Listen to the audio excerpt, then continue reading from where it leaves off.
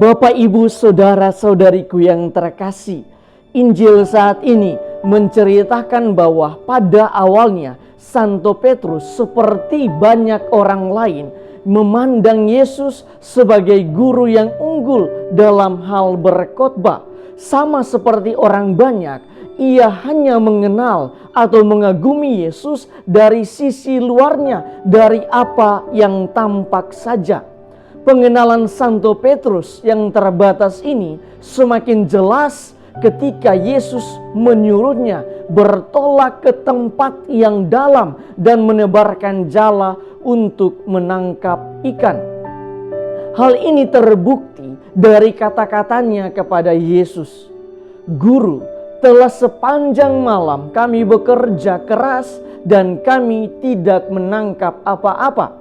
Dengan pernyataan ini, Santo Petrus sebenarnya sudah tahu bahwa situasi danau saat itu tidak dimungkinkan lagi untuk menangkap ikan.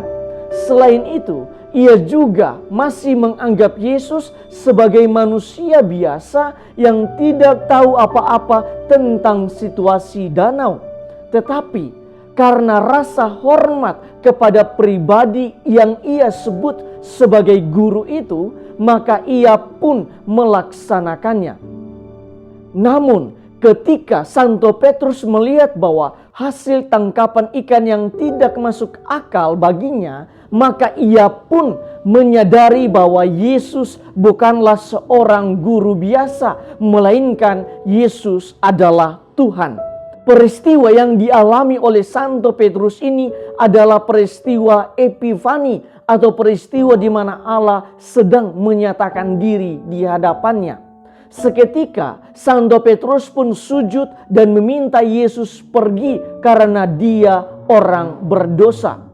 Kesadaran akan kehadiran Tuhan membuat ia menyadari dirinya hanyalah seorang berdosa sehingga tidak layak ada di dekat Yesus.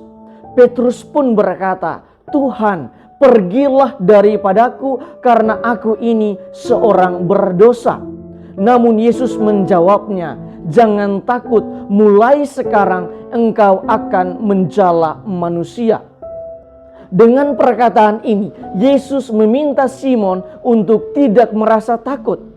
Benar bahwa Allah telah menyatakan diri dalam pribadi Yesus, tetapi hal itu dilakukan bukan untuk membuat mereka hancur dan binasa.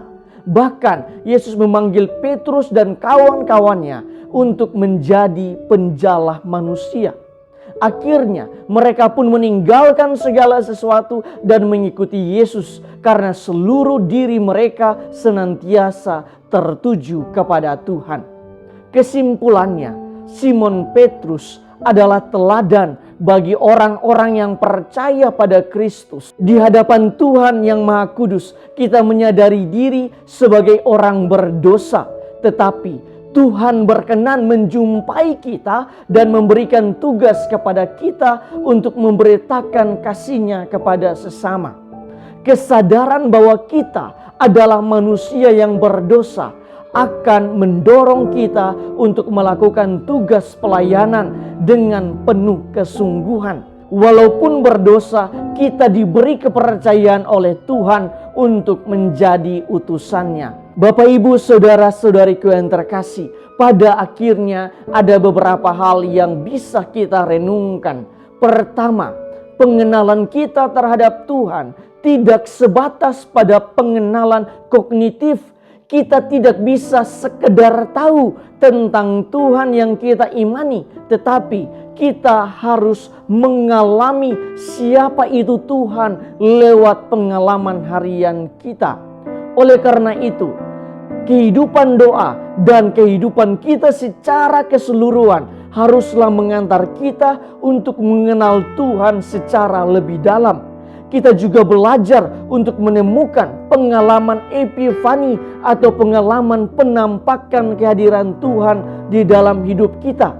Ingatlah bahwa hidup ini adalah persiaran rohani kita untuk mengenal Tuhan secara lebih personal. Kedua, pengalaman kehadiran Tuhan di dalam hidup kita akan menelanjangi diri kita seutuhnya, sehingga kita pun dipenuhi rasa berdosa, rasa tidak layak untuk berada di hadapan Tuhan. Oleh karena itu, permenungan ini mengajak kita untuk selalu mendekatkan dan membuka diri kepada pengalaman-pengalaman seperti itu, agar hidup kita semakin dimurnikan dari hari ke hari. Ketiga, salah satu identitas Allah yang diungkapkan di dalam permenungan ini ialah Allah yang kita imani adalah Allah yang berkenan menjumpai umatnya walaupun umatnya sedang dipenuhi dosa. Dengan kata lain, kasih Allah senantiasa lebih dahulu menjumpai kita manusia untuk menyelamatkan kita umat manusia. Artinya, terkadang kita manusia begitu tidak percaya pada penyelenggaraan kasih Tuhan di dalam hidup kita. Bahkan ketidakkepercayaan itu membuat kita berdosa. Tetapi jika kita senantiasa percaya kepada kasih Tuhan, maka Ia akan senantiasa menjumpai kita di waktu yang tepat. Keempat, tahap sesudah pertobatan ialah pelayanan yang total kepada Tuhan. Siapa yang benar-benar merasa disentuh oleh Tuhan dan bertobat, maka sisa hidupnya akan ia pakai untuk melayani Tuhan dengan totalitas dirinya.